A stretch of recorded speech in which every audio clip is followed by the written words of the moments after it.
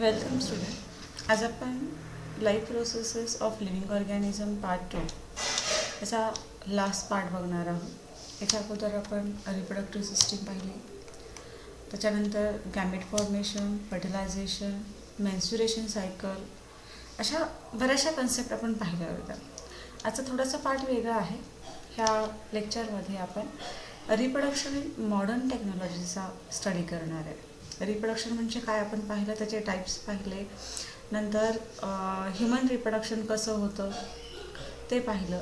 आता ह्या रिप्रोडक्शनशी रिलेटेड जी मॉडर्न टेक्नॉलॉजी आहे त्याच्याबद्दल आपण बघणार आहे. Many couples cannot have children due to various reason. तुम्हाला माहिती आहे की बऱ्याचशा कपल्सला काही विशिष्ट अशा कारणांमुळं त्यांना चिल्ड्रन असत नाहीत. Many couples cannot have children due to various reason. मग त्याच्यामध्ये काय होतं, काही वेळेस वुमेनमध्ये प्रॉब्लेम असतो, तर काही वेळेस त्या मेनमध्ये असतो, म्हणजे फिमेलमध्ये असेल किंवा मेलमध्ये असेल. मग ह्या ज्या काही त्रुटी आहेत किंवा ह्याची काही रिझन्स आहेत, हे रिझन्स आपण याच्यामध्ये बघणार आहे. In case of women, irregularity in menstruation cycle, difficulties in oocyte production, obstacles in the oviduct, difficulties in implantation in uterus and many other reasons are responsible for this. आता इथे काय म्हटलं आहे बघा, इथे मी त्यासाठी थोडंसं बोल्ड करून अंडरलाईन केलेली आहे. मेनमध्ये आणि वुमेनमध्ये ज्या काही रिझन्स आहेत की त्यांना त्या कारणानं चाइल्ड होऊ शकत नाही, याचे काही रिझन्स आहेत. फर्स्ट रिझन तुम्हाला वुमेनचे दिलेले आहेत. वुमेनमध्ये फर्स्ट वन, एक तर त्यांच्यामध्ये इरेग्युलॅरिटी इन मेन्स्युरेशन सायकल. लास्ट लेक्चरला आपण मेन्स्युरेशन सायकलबद्दल बघितलं. तर मेन्स्युरेशन सायकल ही कशी आहे रे, मंथली येणार आहे, नॅचरल प्रोसेस आहे. मग आपण त्याच्यामध्ये बघितलं की वेगवेगळे हार्मोन्स आहेत, हार्मोन्सवर रेग्युलेशन चालू असतं. मग जर मेन्स्युरेशन सायकल इरेग्युलर असेल तरीसुद्धा त्यांना चाइल्ड होऊ शकत नाही. Second, difficulties in oocyte production. हे आपण पाहिलं, oocyte प्रोडक्शन जर ओव्हरीमध्ये व्यवस्थित होत नसेल तरीसुद्धा तो प्रॉब्लेम येणार आहे. Next, obstacle in the oviduct. आता इथं आपण काय बघितलं होतं बघा, ज्यावेळेस फर्टिलायझेशन होतं आहे स्पर्म आणि इकडं oocyte, ह्यांचं फर्टिलायझेशन झालं, ओव्हमचं फर्टिलायझेशन झालं, ते फर्टिलायझेशन होण्याची जी प्लेस असते ती प्लेस कोणती असते रे, ओव्हिडक्ट असते. आणि तिथं जर काही ऑब्स्टॅकल्स म्हणजे अडथळे असतील तरीसुद्धा त्यांना प्रेग्नन्सी राहू शकत नाही. अँड लास्ट वन त्यांनी असं दिलं आहे, difficulties in implantation in uterus. काही लेडीजमध्ये काय होणार आहे, तर ओव्हिडक्टमध्ये फर्टिलायझेशन होणार आहे, झायगोट तयार होणार आहे आणि तो झायगोट पुन्हा आपण बघितले कुठं येतो, युटेरसमध्ये होतो. पण काही लेडीजमध्ये ह्या युटेरसमध्ये इम्प्लांटेशन होण्यामध्ये काही डिफिकल्टीज आढळतात. असे बरेचसे रिझन्स आहेत. अँड मेनी अदर रिझन्स म्हटले गेले. असे बरेचसे काही रिझन्स आहेत की ज्याच्यामुळं त्या वुमनला किंवा त्या फिमेलला प्रेग्नन्सी राहत नाही. ठीक आहे, पहिले कारण कळाले तुम्हाला वुमेनचे, irregularity in menstruation cycle, difficulties in oocyte production, obstacles in the oviduct, difficulties in implantation in the uterus. हे झालं फिमेलमध्ये. मेलमध्ये सुद्धा काही ॲबनॉर्मलिटी असू शकतात. मग ते मेलमध्ये कोणते असतात, कोणते रिझन्स आहेत ते आपण बघूया. Absence of sperm in the semen. सिमेनमध्ये स्पर्म्स कमी असणं. स्लो मुवमेंट ऑफ स्पर्म जरी असेल तर त्यांची मुवमेंट स्लो असणं. अनॉमलीज इन द स्पर्मच्या काही जे काही वर्कआउट आहे ते वर्कआउट तशा पद्धतीनं होत नसेल, तो फर्टिलाइज oocyte करत नसेल. असे बरेचसे रिझन्स आहेत मेलमध्ये की ज्याच्यामुळं फर्टिलायझेशन होत नाही. वर वुमेनचे दिलेत, खाली मेनचे दिलेत. अब्सेन्स मेलचे पुन्हा सांगते बघा, absence of sperm in the semen. Second, slow movement of sperm. Third one, anomality in the sperm. मग आता याच्यामध्ये मॉडर्न टेक्नॉलॉजी कशी आहे, तर modern technology, advance technology, medical technology असं दिले त्यांनी. But now with the help of advance medical technique like IVF, surrogacy, sperm bag, the childless couple can have a child. त्यांनी असं म्हणलं की आता एवढी टेक्नॉलॉजी पुढे गेलेली आहे की ह्या टेक्नॉलॉजी साहाय्याने ते जे कपल आहेत ते कपल्सला चाइल्ड होऊ शकतं. मग त्यासाठी काही टेक्निक्स आहेत, मेडिकल टेक्निक्स. त्या म्हणजे एक IVF, in vitro fertilisation, surrogacy, sperm bank. हे तिन्हीसुद्धा आपण पॉईंट आता बघणार आहे. पहिला आहे तो म्हणजे in vitro fertilization. In vitro fertilization त्याला IVF असं म्हटलं जातं. आता इन विट्रो का म्हटलं जातं, तर हे जे फर्टिलायझेशन होतं ते फर्टिलायझेशन कुठं होतं, बॉडीच्या बाहेर म्हणजे टेस्ट ट्यूबमध्ये होतं. तिथं एम्ब्रिओ तयार होतो आणि तयार झालेला एम्ब्रिओ मग काय केला जातो, युटेरसमध्ये इम्प्लांट केला जातो. ठीक आहे, इथे बघा. तर in this technique fertilization is brought about in the test tube. बऱ्याच वेळा तुम्ही टेस्ट ट्यूब बेबी हा शब्द ऐकला असेल. In this technique fertilization is brought about. Fertilization जे ओव्हिडक्टमध्ये होत होतं तेच फर्टिलायझेशन कुठं घडवून आणलं जातं, टेस्ट ट्यूबमध्ये म्हणजे लॅबोरेटरीमध्ये. टेस्ट ट्यूबमध्ये घेतलं जातं द एम्ब्रिओ फॉर्म. आणि मग तिथं जो एम्ब्रिओ तयार होतो, झायगोट तयार होणार, पुन्हा सेल डिवाइड होणार, एम्ब्रिओ तयार होणार आहे. आणि मग तो एम्ब्रिओ कुठं इम्प्लांट केला जातो, त्या वुमनच्या किंवा त्या मदरच्या युटेरसमध्ये, पण ठराविक टाईमला, in at a appropriate time. IVF technique is used for having the child in case of those childless couple who have problems like less sperm count, obstacle in oviduct, etc. आता त्याचं इथं कारणही दिलं आहे त्यांनी की IVF टेक्निक आपण नक्की कोणत्या कपल्समध्ये वापरू शकतो. असे कपल्स की जे चाइल्डलेस कपल आहेत, बरोबर आहे. पण त्या कपल्समध्ये कोणकोणते प्रॉब्लेम्स आहेत, तर जनरली मेलमध्ये सांगितलं आहे की त्या मेलचा स्पर्म जो आहे ते स्पर्मचा काउंट कमी असेल, किंवा फिमेलमध्ये ओव्हिडक्टमध्ये तिच्या काय असेल, ऑब्स्टॅकल्स असतील, अडथळे असतील. म्हणजे हे जे फर्टिलायझेशन होतं आहे ते फर्टिलायझेशन होताना जे काही प्रॉब्लेम्स त्यांच्यामध्ये होत असतील ते टाळण्यासाठी जी मेथड यूज केली जाते ती म्हणजे इन विट्रो फर्टिलायझेशन, ज्याला शॉर्टमध्ये IVF असं म्हटलं जातं. इथे तुम्हाला दाखवले बघा डायग्राममध्ये, हा ओव्हम आहे मायक्रोपिपेटच्या साहाय्याने, किंवा इथे तुम्हाला निडल्स दाखवली आहे. ह्या निडलच्या साहाय्याने स्पर्म त्याच्यामध्ये काय केले जातात, इंट्रोड्यूस केले जातात. ही सगळी बाहेर घडते, म्हणजे बॉडीच्या आत नाही, बॉडीच्या बाहेर घडते. ठीक आहे, म्हणजे त्याला आपण इन विट्रो फर्टिलायझेशन असं म्हणतोय. पुढचा पॉईंट आहे तो म्हणजे सेरोगसी. आता सेरोगसी म्हणजे थोडीशी कन्सेप्ट नवीन आहे. ही कशी नवीन म्हणू शकतो आपण, तर इथे काय होतं की ह्या लेडीजमध्ये किंवा ह्या वुमेनमध्ये फर्टिलायझेशन होतं, झायगोट तयार होतो. पण झायगोट तयार झालेल्याचं इम्प्लांटेशन तुम्हाला माहिती आहे कुठं येतं, पुन्हा होतं युटेरसमध्ये होतं. मग ह्या काही फिमेलमध्ये असे काही प्रॉब्लेम्स असतात की इथं त्यांच्या युटेरसमध्ये इम्प्लांटेशन होत नाही. मग इथं काय केलं जातं बघा, सेरोगसी ही कन्सेप्ट कशी आहे. Some women have problems in implantation of embryo in uterus. म्हणजे तिथं फर्टिलायझेशन होतं आहे, झायगोट तयार होतो आहे, एम्ब्रिओ तयार होतो आहे, पण तो एम्ब्रिओ युटेरसमध्ये इम्प्लांट होत नाही. Such a woman can take the help of modern remedial technique called as a सेरोगसी.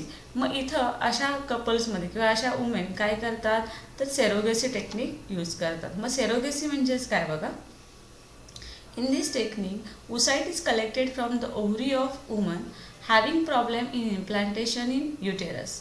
That oocyte is fertilized in test tube with the help of sperm collected from her husband. The embryo formed from such a fertilization is implanted in the uterus of some other woman having normal uterus. Such a woman in whose uterus the embryo is implanted is called as a surrogate mother. इथं आपल्या लक्षात येतं आहे की surrogate mother म्हणजे इकडे पिक्चरमध्ये दाखवलेली, ॲक्च्युली हे कपल आहेत. मग इथं फिमेलला काही प्रॉब्लेम आहे, तर इथं युटेरसमध्ये इम्प्लांटेशन होत नाही आहे. जे काही एम्ब्रिओ तयार झालेला आहे किंवा झायगोट तयार होतो आहे त्याचं इम्प्लांटेशन होत नाही. मग इथं सेरोगसीमध्ये काय केलं जातं, जी फिमेल आहे तिच्या ओव्हरीमधून oocyte कलेक्ट केले जातात. ठीक आहे, आणि मग हे oocyte आहेत ते फर्टिलाइज केले जातात. कशामध्ये, टेस्ट ट्यूबमध्ये. मग कसे टेस्ट ट्यूबमध्ये केले जातात, तर तिच्याच्या हजबंडचे स्पर्म्स आहेत ते स्पर्म टेस्ट ट्यूबमध्ये काय करतात, असणाऱ्या oocyteला फर्टिलाइज करतात. साहजिकच इथं मग काय तयार होतो, एम्ब्रिओ तयार होतो. टेस्ट ट्यूबमध्येच एम्ब्रिओ तयार होतो आणि मग हा एम्ब्रिओ कुठं सोडला जातो, तर ही जी सेरोगेट मदर आहे, दुसरी वुमन आहे, तिच्या युटेरसमध्ये तो एम्ब्रिओ इम्प्लांट होऊ शकतो, अशा मदरच्या युटेरसमध्ये काय केलं जातं, तो जो तयार झालेला एम्ब्रिओ आहे तो एम्ब्रिओ इम्प्लांट केला जातो. आणि म्हणून ह्या मदरला काय म्हटलं जातं किंवा ह्या वुमनला काय म्हटलं जातं, सेरोगेट मदर असं म्हटलं जातं. कारण हिच्यामधले ओसाईट काहीच नाही आहे, फक्त इथं बाहेर जो एम्ब्रिओ तयार केलेला आहे, जो टेस्ट ट्यूबमध्ये एम्ब्रिओ केलेला आहे, ज्याच्यामध्ये ह्या फिमेलचे ओसाईट आहेत, ह्या मेलचे स्पर्म आहेत, आणि जो झायगोट तयार झाला आहे, जो एम्ब्रिओ तयार झाला आहे, तो फक्त ह्या दुसऱ्या वुमेनमध्ये काय केला जातो, इम्प्लांट केला जातो. आणि त्या एम्ब्रिओची त्या लेडीजच्या बॉडीमध्ये किंवा युटेरसमध्ये वाढ होते. आणि अशा लेडीजला काय म्हटलं जातं, सेरोगेट मदर असं म्हटलं जातं. इथे लक्षात. नेक्स्ट पॉईंट आहे तो म्हणजे स्पर्म बॅग किंवा सीमेन बॅग. जसं तुम्ही ब्लड बँक ऐकलं असेल, सीड बँक्स ऐकलं असेल, त्याप्रमाणे स्पर्म बँक किंवा सीमेन बँकसुद्धा असते. मग हे कशासाठी केलं जातं, तर बऱ्याचशा कपल्समध्ये किंवा बऱ्याचशा मेलमध्ये काय होतात, तर काही प्रॉब्लेम्स आहेत. कोणकोणते problem? There are various problem in sperm production as mention above. In case of many men, so as to have the children, in case of such a couple, new concept of sperm bank has been introduced. बऱ्याचशा कपल्समध्ये त्याच्या मेलमध्ये तर स्पर्मचे related, स्पर्मचं production असेल, स्पर्मची mortality असेल, असे बरेचसे problems असतात आणि त्यासाठी स्पर्म बँक ही इंट्रोड्यूस झालेली आहे. This concept is similar to the blood bank. Same ही कन्सेप्ट कुणासारखी आहे, ब्लड बँकसारखी आहे. Semen is ejaculated by the desired men, is collected after and that through the physical and medical checkup and store in the sperm bank. जसं blood बँकमधून blood घेत असताना त्या पर्सनची मेडिकल चेकअप केलं जातं, त्याला कोणता डिसीज आहे का ते पाहिलं जातं आणि नंतर मग त्याचं ब्लड कलेक्ट करून स्टोअर करून ठेवलं जातं. तसं सेम इथं सिमेंटसुद्धा कलेक्ट करून ठेवलं जातं, पण ते करत असताना त्या पर्सनची, त्या मेलची फिजिकल आणि मेडिकल चेकअपसुद्धा केलं जातं. As per the wish of needful couple, oocyte of woman of concern couple is fertilized by IVF technique using the semen from the sperm bank. मग एखाद्या कपलला जर गरज असेल, त्या फिमेलची ओसाईट आहे पण फर्टिलाइज करणारे स्पर्म नसतील, अशा वेळेस हा ओसाईट IVF टेक्निकनी काय केला जातो, तर फर्टिलाइज केला जातो. Resultant embryo is implanted in the uterus of same women. त्याच वुमेनच्या युटेरसमध्ये मग तो पुन्हा एम्ब्रिओ इम्प्लांट केला जातो. पण जे डोनर आहे तो डोनर, इथं काय सांगितले बघा, name of the semen donor is strictly kept secret as per the law. इथं कोणाचं सिमेन आहे हे सिक्रेट ठेवलं जातं. ठीक आहे. त्याच्यानंतर पुढचा पॉईंट आहे तो म्हणजे सगळ्यात महत्त्वाचं ट्विन्स. आता ट्विन्स तुम्हाला माहिती आहे, मराठीमध्ये आपण त्याला जुळे असं म्हणतो. आपल्या सराउंडिंगमध्ये बरेचसे आपल्याला अशी उदाहरणं दिसतात. मग ते कधी कधी आपल्याला गर्ल दिसतात, कधी गर्ल बॉय, तर कधी दोन बॉयज दिसतात. मग ही ट्विन्स ही कन्सेप्ट काय आहे बघा. आता आपण कन्सेप्ट काय बघितली, फर्टिलायझेशन होत असताना तर ओसाईटला फर्टिलाइज कोण करतं, स्पर्म करतात आणि काय तयार होतं, तर झायगोट तयार होतो आणि त्या झायगोटपासून एम्ब्रिओ आणि पुन्हा त्याच्यापासून न्यू बेबी तयार होते. इथं मात्र थोडंसं ट्विन्समध्ये काय होतं, तर सायमल्टेनियसली एकाच वेळी आपण याच्यामध्ये काय बघितलं होतं की ओव्हरीमधून एकच ओसाईट बाहेर पडतो, बरोबर आहे. पण इथं मात्र काय होतं, ट्विन्समध्ये काय म्हणले बघा, two embryos develop simultaneously in the same uterus and thus two offsprings are delivered simultaneously. Such offsprings are called as a twins. Twins म्हणजेच काय, तर इथं एकाच वेळेस एकाच युटेरसमध्ये दोन एम्ब्रिओ डेव्हलप होतात आणि दोन ऑफस्प्रिंग डिलिव्हर्ड होतात. बघा, two embryos develop simultaneously in the same uterus. एकाच एम्ब्रिओमध्ये किंवा सेम एम्ब्रिओमध्ये सेम युटेरसमध्ये दोन एम्ब्रिओ एकाच वेळेस डेव्हलप होतात आणि दोन ऑफस्प्रिंग एकाच वेळेस डिलिव्हर होतात. त्या ऑफस्प्रिंगलाच आपण काय म्हणतोय, ट्विन्स असं म्हणतोय. Many couples have twins, there are two main types of twins as monozygotic twins and dizygotic twins. बघा ट्विन्सचे डेफिनेशन बघितले आपण की दोन एम्ब्रियो आहेत ते एकाच वेळी एकाच युटेरसमध्ये त्यांची वाढ होत असते आणि दोन ऑफस्प्रिंग डिलिव्हर होतात, त्याला आपण ट्विन्स म्हणतो. मग इथे ट्विन्सचे दोन ॲक्च्युली प्रकार आहेत. एक आहे मोनोझायगोटिक ट्विन्स आणि सेकंड वन आहे ते डायझायगोटिक ट्विन्स. मोनोझायगोटिक ट्विन्सचा अर्थ काय होतो? Mono means single one and zygotic means one zygote. एकाच झायगोटपासून तयार झाले असेल तर ते मोनोझायगोटिक असतात. दोन झायगोट तयार झाले असेल त्याला आपण डायझायगोटिक असं म्हणणार आहे. आपण पहिल्यांदा मोनोझायगोटिक ट्विन्सबद्दल बघूया. First one monozygotic twins. Monozygotic twins are formed from a single embryo. During early period of embryonic development, within 8 days of zygote formation, cells of that embryo divide into two groups. बघा मोनोझायगोटिक ट्विन्समध्ये काय होतं तर हे जे दोन twins तयार झालेले आहेत हे ट्विन्स एका एम्ब्रियोजपासून तयार झालेले असतात.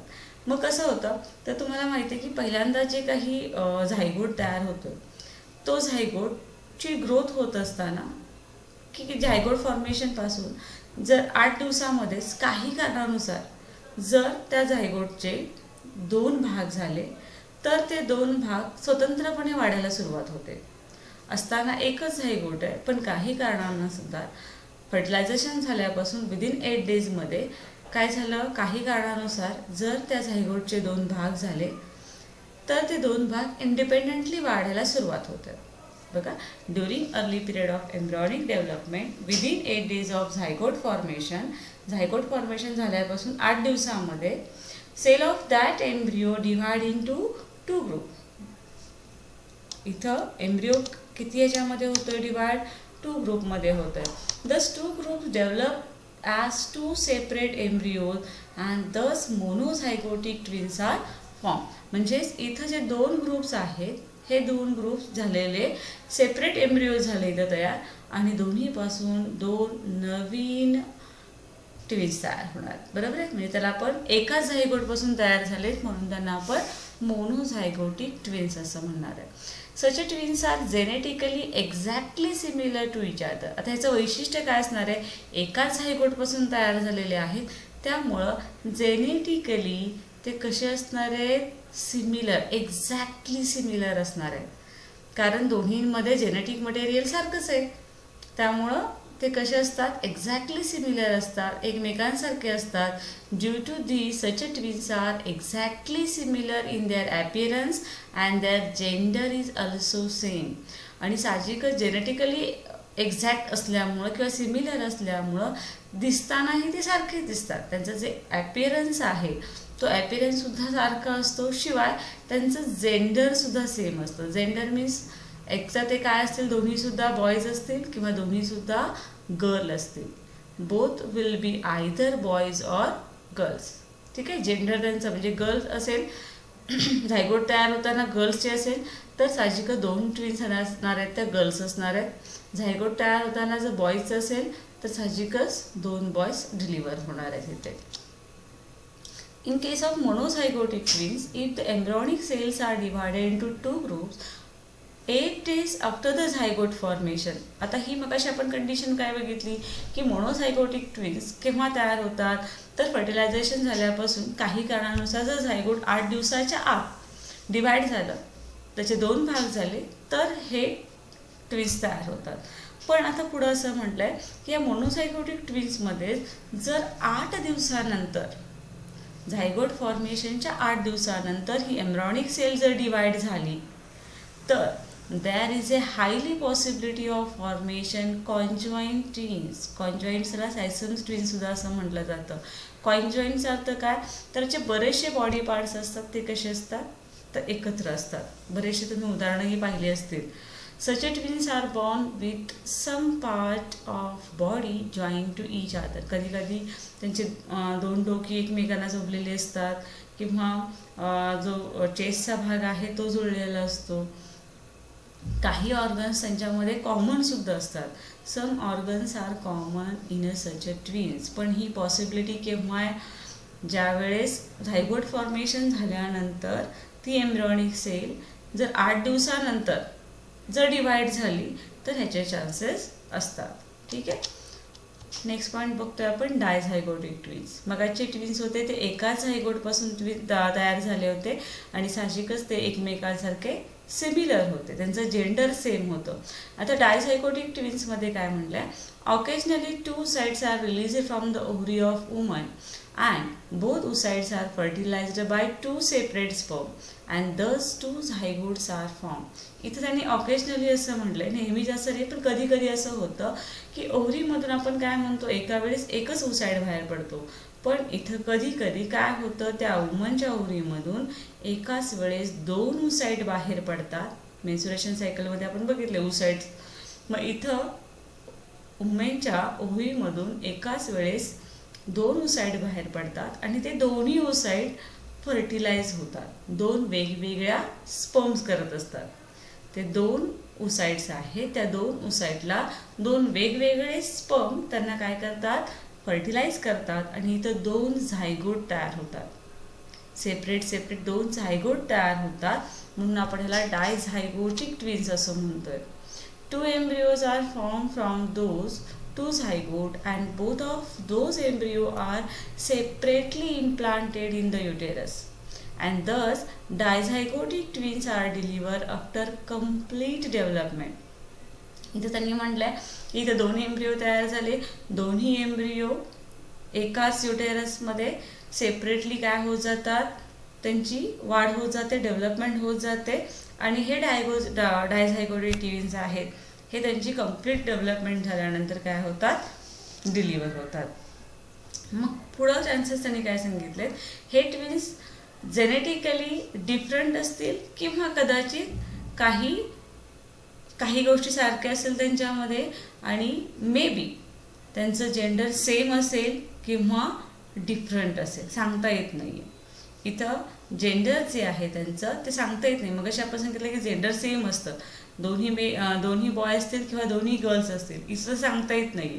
मे बी दोन्ही बॉय असतील, दोन्ही गर्ल असतील किंवा बॉय गर्ल असेल, काही असू शकतं. इथं आपण असं सांगू शकत नाही, कारण इथं जो झायगोट तयार होतोय त्यावेळेस कोणता सेक्स क्रोमोझोम आलाय हे सांगता येत नाही. ठीक आहे. त्याच्यानंतरचा पुढचा पॉईंट आहे रिप्रोडक्टिव्ह हेल्थ. आता हा रिप्रोडक्टिव्ह हेल्थ मेल असेल किंवा फिमेल असेल यांच्या दृष्टीने किती महत्त्वाचं आहे. आपण हेल्दी राहतो, पण रिप्रोडक्टिव्ह हेल्दी कसं असावं याबद्दल माहिती दिली आहे बघा त्यांनी. A person state of being physical, mental and social strongness is called health. तुम्ही हेल्थची डेफिनेशन सांगू शकता की एखादी व्यक्तीची स्टेट म्हणजे फिजिकल स्टेट किंवा एखादी स्टेट म्हणू आपण, मग ती फिजिकल, मेंटल आणि सोशल जो तो स्ट्रॉंग असेल, फिजिकली, मेंटली आणि सोशली जर तो स्ट्रॉंग असेल तर त्याला आपण हेल्दी असं म्हणतो, हेल्दी पर्सन असं म्हणतोय.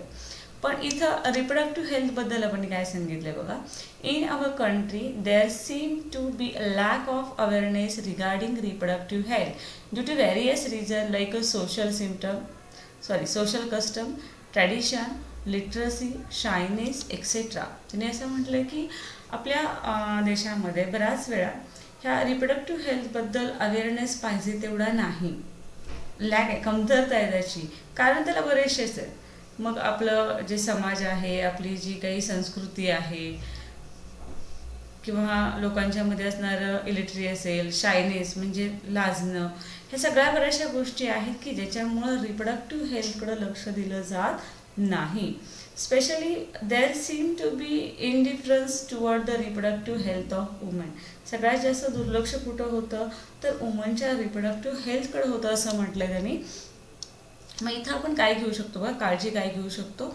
Occurrence of menstruation cycle is related with the reproductive and overall health of women. तुम्हाला माहिती आहे की मेन्स्ट्रुएशन सायकल ही कुणामध्ये येते तर वुमेनमध्ये होते. तिच्यामध्ये मेन्स्ट्रुएशन सायकल आपण शिकले, ज्यामध्ये बरेचसे चेंजेस, हार्मोनल चेंजेस आहेत. आणि मग इथं साहजिकच मेन्स्ट्रुएशन सायकलमुळे त्या वुमेनच्या रिप्रोडक्टिव्ह आणि त्याचबरोबर ओव्हरऑल हेल्थवर त्याचा परिणाम होत असतो. मग इथे काय म्हणलं बघा, nowadays women are working at par with women. तुम्हाला माहिती आहे आता वुमेन कुणासारखं काम करतात तर मेनसारखंच काम करतात. मग बाहेर पडत असताना त्यांना दिवसभर घराच्या बाहेर राहावं लागतं. Due to this they have to stay outdoor for a whole day.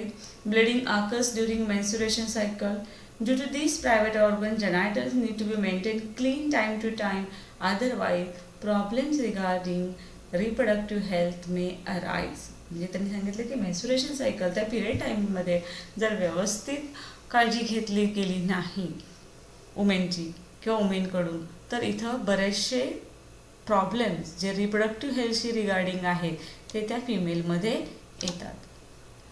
Some problem regarding reproductive health may arise in men too. जसं आता आपण फिमेलमध्ये बघितलं की रिप्रोडक्टिव्ह ची असणारे जे काही डिसीजेस किंवा प्रॉब्लेम येऊ शकतात, तसं मेनमध्ये सुद्धा आहे.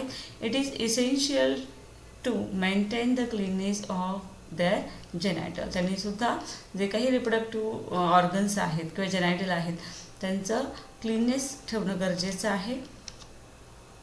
आता STDs म्हणजेच काय बघा, सेक्शुअली ट्रान्समिटेड डिसीजेस. जे डिसीजेस सेक्शुअली होतात, सेक्शुअली ट्रान्समिट होतात, त्या डिसीजला काय म्हटलं जातं, STDs.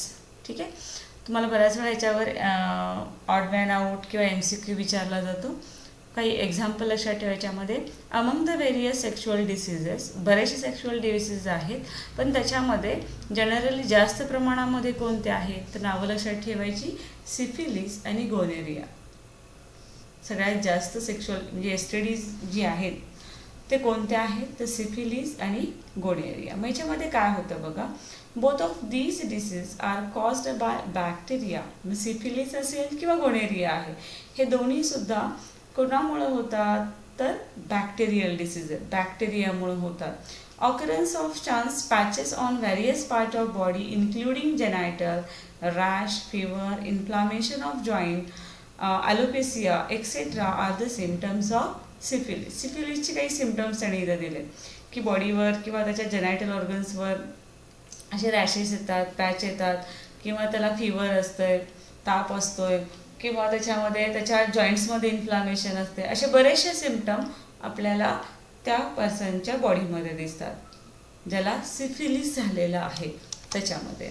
आणि गोनेरियाचे काय दिले तर painful and burning sensation during urination होत असताना बरंचसं पेनफुल किंवा बर्निंग होत असतं.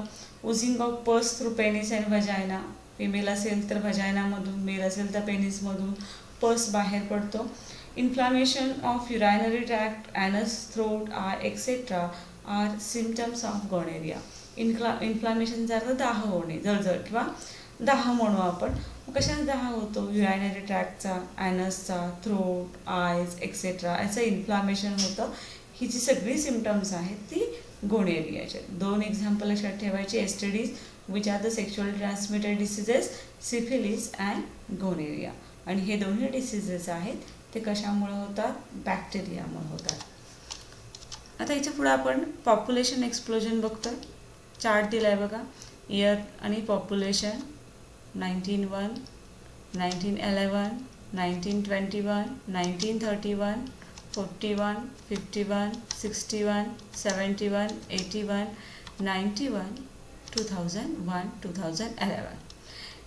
हे जे पॉप्युलेशन प्रत्येक 10 वर्षाचं तुम्हाला दिलेलं आहे, हे पॉप्युलेशन दिलं का ते काय होत चाललं आहे, इन्क्रीज होत चाललं आहे. किती आहे ते तुम्ही नंतर चार्टमध्ये बघा.